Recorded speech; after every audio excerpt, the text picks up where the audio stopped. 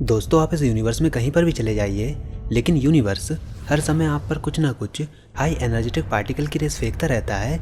In race को कहा जाता है कॉस्मिक रेज। अगर हम हिस्ट्री की बात करें तो 1900s में ऐसा माना जाता था कि इन हाई एनर्जेटिक पार्टिकल का सोर्स हमारे अर्थ पर मौजूद रॉक्स हैं। पर 1909 में एक जर्मन फिजिसिस्ट थियोडर वुल्फ ने आईफिल टावर पर चढ़कर इस रेडिएशन के सोर्स को मेजर किया और उन्होंने पाया कि उस हाइट पर चढ़ने के बाद भी ये जो रेडिएशन का सोर्स है, इसकी इंटेंसिटी में कोई खास गिरावट नहीं थी।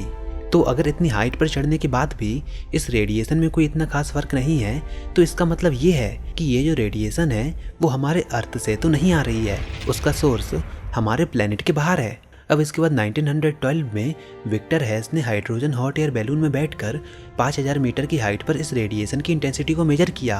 उन्होंने अपना मेजरमेंट सारी कंडीशंस में किया, दिन के टाइम पर, रात के टाइम पर, इनफैक्ट इक्लिप्स के टाइम पर भी इस रेडिएशन को मेजर किया और उन्होंने पाया कि इक्लिप्स के टाइम पर भी रेडिएशन की इंटेंसिटी में कोई खास गिरावट नहीं थी। अब इससे ये बात साबित हो चुकी थी कि इस रेडिएशन का सोर्स सिर्फ हमारा सन ही नहीं बल्कि पूरा का पूरा यूनिवर्स है। तो अब क्योंकि ये पूरा ही कॉस्मोस हम पर इन रेस की बारिश कर रहा है, तो इस वजह से इन हाई एनर्जेटिक रेस का नाम दिया गया कॉस्मिक रेज। दरअसल कॉस्मिक रेज का प्राइमरी सोर्स होता है हमारे यूनिवर्स में डिस्ट्रक्शन। जब भी यूनिवर्स में किसी भी प्रकार का डिस्ट्रक्शन होता है तो उस डिस्ट्रक्टिव इवेंट में कॉस्मिक रेज इमिट होती हैं। जैसे कि जब कोई स्टार एक्सप्लोड होता है, जब कोई ब्लैक होल किसी स्टार को अपने अंदर निगल जाता है, तो इन सारे डिस्ट्रक्टिव इवेंट में कॉस्मिक रेज इमिट होती है और यूनिवर्स में चारों ओर फैल जाती हैं। इसके अलावा हमारा सन भी इन कॉस्मिक रेज को हमारी ओर फेंक रहा होता है। अब कॉस्मिक रेज हमारी अर्थ तक पहुंचकर हमारे कम्युनिकेशन सिस्टम के साथ इंटरफेयर कर सकती है। इनफैक्ट इनमें इतनी एनर्जी होती है कि ये हमारे डीएनए में म्यूटेशन भी पैदा कर सकती है, जिससे हमको कैंसर भी हो सकता है, हमारे डीएनए की सीक्वेंसिंग भी चेंज हो सकती है।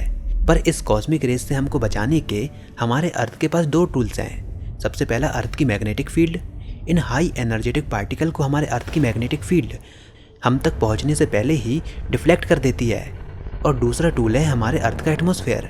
तो जब मैग्नेटिक फील्ड से पास होने के बाद भी जो पार्टिकल बच जाते हैं वो हमारे एटमॉस्फेयर से पास होते हैं और एटमॉस्फेयर से पास होते हुए वो एटमॉस्फेयर से इंटरेक्ट करते हैं और अपनी एनर्जी को लूज करते हैं, जो कि एक तरीके से सेकेंडरी पार्टिकल को जन्म देती है। पर ओरिजिनल पार्टिकल की एनर्जी लूज हो जाती है, यानी कि हम तक पहुंचते पहुंचते उन पार्टिकल्स की एनर्जी लूज हो जाती है, तो वो उतने एनर्जेटिक नहीं बचते जितने कि वो अर्थ के एटमॉस्फेयर के बाहर थे।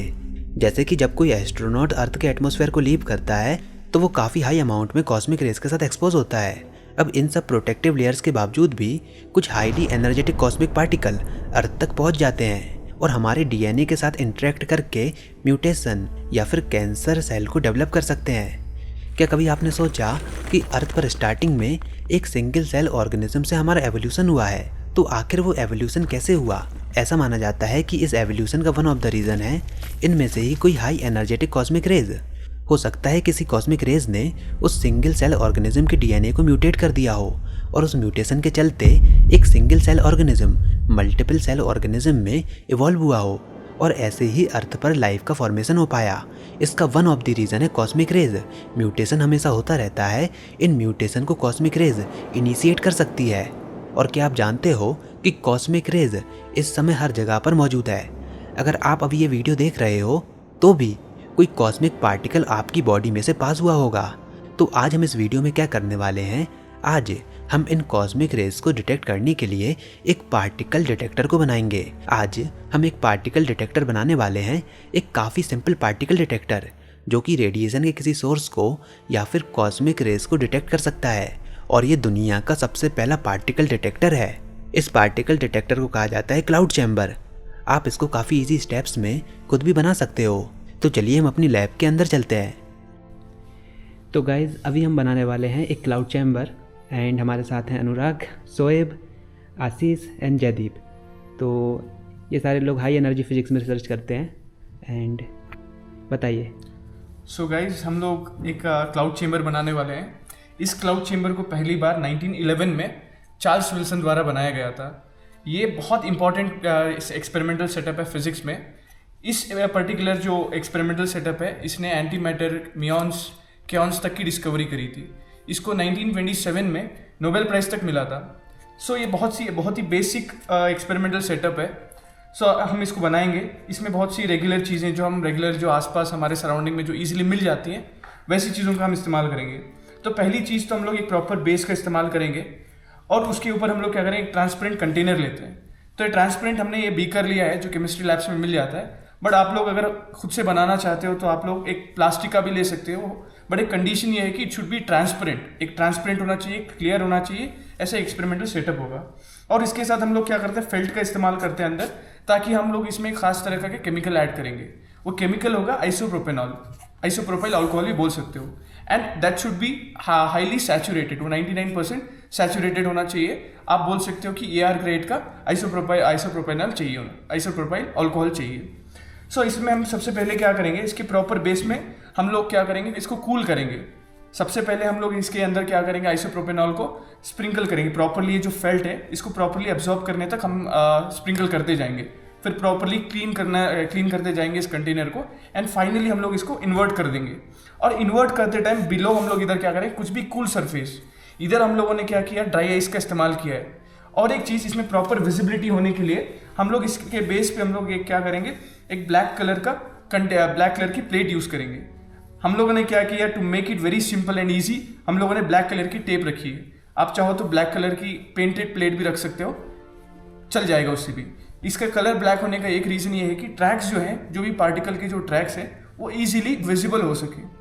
तो इस पर्टिकुलर जो सेटअप के थ्रू हम लोग क्या कर सकते हैं, जो कॉस्मिक रेस बेसिकली जो अर्थ में अभी हम खड़े हुए हैं, तो hundreds and millions of muons जो है हमारे थ्रू पास कर रहे हैं, and with our naked eyes it becomes very difficult, बहुत मुश्किल हो जाता है, हमें मुश्किल क्या नहीं देख पाते। तो हम लोग क्या कर सकते हैं, इसके थ्रू से हम उन ट्रैक्स को देख पाएंगे। सो चलिए हम इसका पूरा कंस्ट्रक्शन शुरू करते हैं। तो यस, तो हम लोग इसमें आइसोप्रोपेनॉल डालते जा रहे हैं, एंड द थिंग इज कि हम लोग इतना डालेंगे कि वो ड्रिप ना करे, बस इसमें जो फाइनली जो है ड्रॉपलेट्स एक्सेस होए और निकल जाए। तो एक्सेस होना फाइन है, बट द थिंग इज कि इनफ जो केमिकल जो है आइसोप्रोपेनॉल वो होना चाहिए। सो आप लोग ऐसे देख सकते हो, तो आप इधर देखोगे इसमें ऐसे ड्रिप हो रहा है, तो इतना तो होना चाहिए, प्रॉपरली आप कर दो, और जो भी एक्सेस बचेगा आप उसको रिमूव ऑफ कर सकते हो। तो रिमूव करने के लिए हम लोग, तो इनिशियल पर्पस इस एक्सपेरिमेंट का ये था कि हम लोग कॉस्मिक रेस को मेजर करें, बट इधर हम लोग विजिबिलिटी को बढ़ाने के लिए, ट्रैक्स को ज़्यादा देखने के लिए हम लोग क्या कर रहे हैं, थोरिएटेड टंगस्टन का इस्तेमाल कर रहे हैं। ये आपको वेल्डिंग शॉप्स में मिल जाएगा। ये जो रॉड्स हैं ये रेडियो एक्टिव थोरियम का बना होता है, इसकी कोटिंग होती है, 2% अराउंड थोरियम होता है इसमें। तो ये भी अपनी रेडिएशन से एमिट करते हैं, उसको हम देख पाएंगे। कौन से पार्टिकल एमिट्स करते हैं? अल्फा पार्टिकल का एमिशन होता है इससे। तो बेसिकली हम अल्फा पार्टिकल्स को डिटेक्ट करेंगे। ओके। तो इसको आप जितना हो सकता है प्रॉपरली क्लीन करोगे कि विजिबिलिटी रहे। और ये जो स्टेप्स है, अगर आप इसी को फॉलो करोगे तो बहुत सही होगा। इनिशियली हम ऐसे तैयार करेंगे, एंड और एक चीज़ इसमें ये होगा, ऐसा होगा कि यहाँ से एयर अंदर नहीं जानी चाहिए, बिकॉज ये बिलो अगर हम, क्या हम इसमें वैक्यूम भी बनाएंगे? ये वैक्यूम तो नहीं होगा, बट एयर टाइट होगा, मतलब बाहर की एयर मूव नहीं हो सकती, टोटली सील्ड होगा।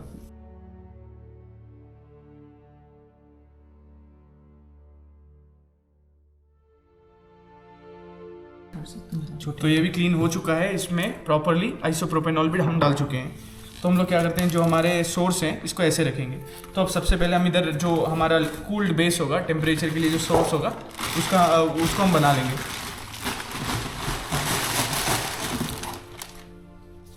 तो ये बेसिकली ड्राई आइस है, और इसको आपको बहुत प्रिकॉशन लेना पड़ेगा, बिकॉज ये हाईली कूल्ड होता है और इससे इंजरी और बर्न्स होने के चांसेस है, फ्रॉस्ट बाइट हो सकता है। ये कितना अमाउंट रखना है इसका? इसका इनफ ऐसा होना चाहिए कि ये प्रॉपरली कूल्ड हो जाए। Okay. जितना आपका डायमेंशन होगा प्लेट का, उतना आपको बनाना है। ये मेटल प्लेट है ना? हाँ, मेटल प्लेट है, कंडक्टिंग प्लेट होनी चाहिए।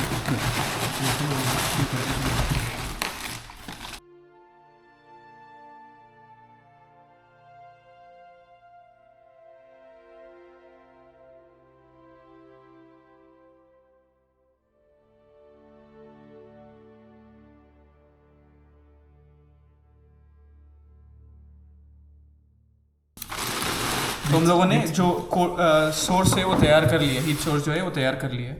तो अभी हम नेक्स्ट स्टेप हमारा क्या होगा कि हम लोग इसको प्रॉपरली सील्ड ऑफ करेंगे। ये बहुत ज़रूरी है, नहीं तो अंदर पूरा क्लाउड्स बनने लगेंगे और ये विजिबिलिटी पूरी ज़ीरो हो जाएगी।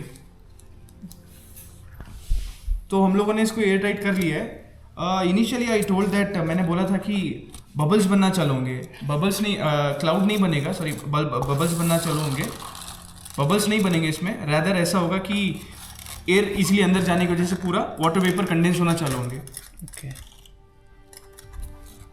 ये आवाज़ किस चीज़ का आ रहा है? सो ये आवाज़ आती है क्योंकि जब ये मेटल प्लेट गर्म है, ये जब वेरी कूल जो हमारी ड्राई आइस पर कांटेक्ट होती है तो बहुत जल्दी CO2 गैस बनना चालू हो जाती है। Okay. और जब गैस ट्रैप हो जाती है दोनों के बीच में, तो और जब ट्रैप होने के बाद रिलीज होती है तो विस्लिंग साउंड से बाहर आती है वो। Okay. इसलिए आवाज़ आती है। और एक प्रिकॉशन ये लेना है कि ये जो ड्राई आइस है ये बेसिकली सॉलिड कार्बन डाइऑक्साइड होता है, तो इसको इनहेल नहीं कर सकते। So you have to be careful. So precaution बहुत ज़रूरी है। तो अभी हम लाइट्स ऑफ करेंगे। तो क्लोजअप में देख सकते हो कि हमने अंदर एक सोर्स रख दिया है। ओके, सारा बंद कर दो। सब बंद कीजिए। एंड ये अंदर वाले रूम का भी टॉर्च के लिए ये भी टॉर्च के पास है, ये बंद कर दो। तो आपको जो ट्रैक्स होंगी वो ऑलमोस्ट 7 to 8 मिनट्स तक देखने को मिलेंगी। तो गाइस अभी ये जो आप पार्टिकल की ट्रेल्स देख रहे हो ये अल्फा पार्टिकल्स की ट्रेल्स हैं।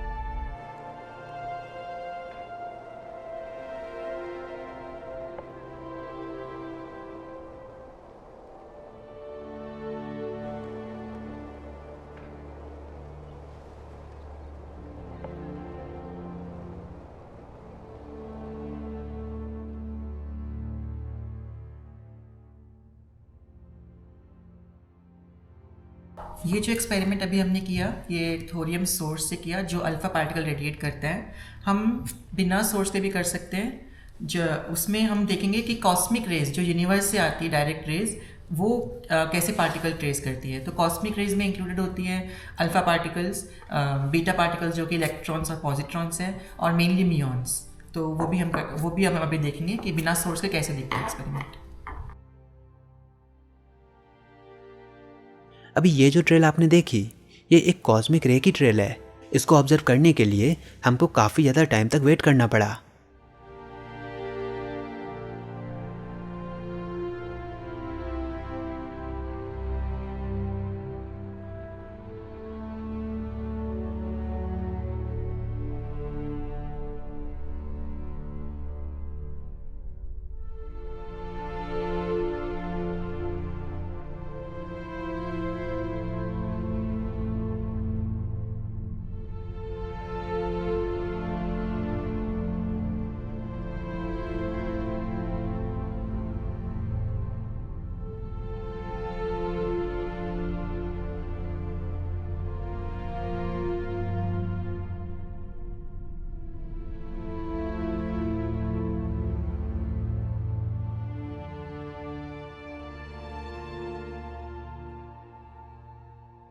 सो हमने देखा कॉस्मिक रेज कैसे ट्रैक्स बना रही है।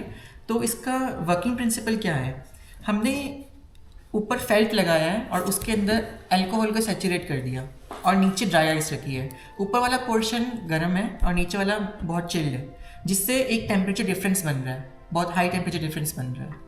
जब ये वाला यहाँ से अल्कोहल वेपर्स वेपोराइज होकर नीचे जाएंगे तो नीचे वाली सरफेस से टकराकर वो कंडेंस होंगे, कंडेंस नहीं होंगे, कंडेंस होने के स्टेट में आएंगे, वेपर्स बहुत कूल हो जाएंगे, बट अंदर कोई भी मीडियम नहीं है कि वो कंडेंस हो सके। इस दौरान जब एक पार्टिकल यहाँ से क्रॉस करेगा, हमारे जो सेटअप से क्रॉस करेगा, तो वो अल्कोहल के वेपर्स को आयनाइज कर देगा, इलेक्ट्रॉन्स को नॉकआउट कर देगा और उसको पॉजिटिव चार्ज में कन्वर्ट कर देगा, मतलब आयनाइज कर देगा।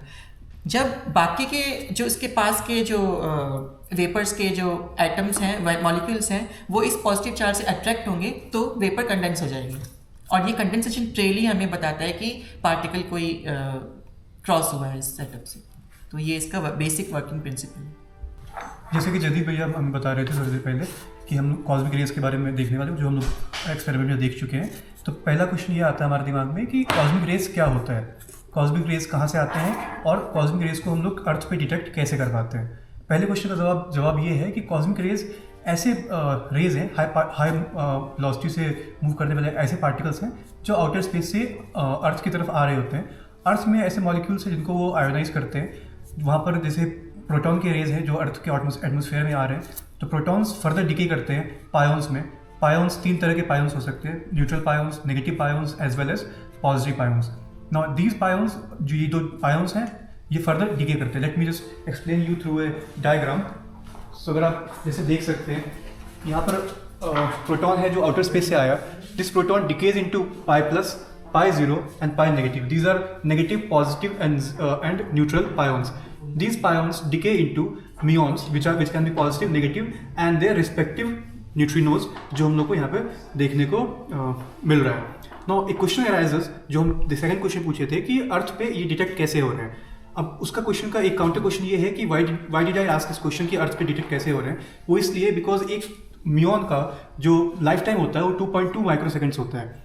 अगर हम लोग नॉन रिलेटिविस्टिक स्पीड से कैलकुलेशन करें तो ये 2.2 माइक्रोसेकेंड्स जो है उससे जो एक म्यून है वो बहुत ही कम अबाउट 660 मीटर्स ही ट्रैवल कर पाएगा, जबकि अर्थ का एटमॉस्फेयर 10 किलोमीटर्स के आसपास हम लोग को देखने को मिलते हैं.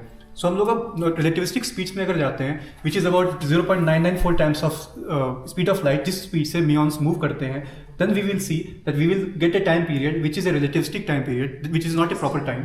तो ये टाइम जो है वो 20 इंटू विच इज़ गामा का वैल्यू है. गामा का वैल्यू जो भी हम लोग है वो 1/1 minus v square by c square से कैलकुलेट कर सकते हैं. तो √1 minus v square by c square से अगर हम लोग कैलकुलेट करते हैं वैल्यू, तो गामा का वैल्यू अराउंड 20 आता है. You can calculate it and then when you find it out, तो टी का वैल्यू एक स्पेसिफिक वैल्यू हम लोग को देखने को मिलता है which we can put into the formula of distance, where we can put the velocity of these particles into the time which we calculated by putting proper time as well as this gamma factor. तो हम लोग पास जो distance आएगा that comes around 15 kilometers, जो कि अर्थ के जो atmosphere है उससे बहुत ज़्यादा है, and that's why we are able to detect these muons below the earth surface. इस एक्सपेरिमेंट को, ये जो सेटअप है या ये जो भी फिनोमेना है, इसको म्यून पैराडॉक्स के नाम से जाना गया. And this is one of the first experiments और one of the first methods जिससे हम लोग रिलेटिविस्टिक डिस्टेंसेस, रिलेटिविस्टिक टाइम या basically time dilation and length contraction के बारे में समझ पाए थे. तो इन्हीं पार्टिकल्स को हम लोग उन एक्सपेरिमेंट में डिटेक्ट कर पाए जिनका वीडियो आपने थोड़ी देर पहले देखा था. So this is it. तो गाइज, इसी तरह आप भी एक सिंपल सा पार्टिकल डिटेक्टर बना सकते हो. तो फिलहाल आज की वीडियो में बस इतना ही. आई होप आपको ये वीडियो पसंद आया. अगर आप इसी तरीके की और भी वीडियोस चाहते हैं तो डेफिनेटली नीचे कमेंट सेक्शन में लिखकर जरूर बताइए. इस वीडियो को लाइक कीजिए, अपने दोस्तों के साथ शेयर कीजिए, और अगर आपने हमारे चैनल अभी तक सब्सक्राइब नहीं किया तो इसको सब्सक्राइब कर लीजिए ताकि आगे आने वाली कोई वीडियोस और अपडेट आपसे मिस ना हो पाएँ.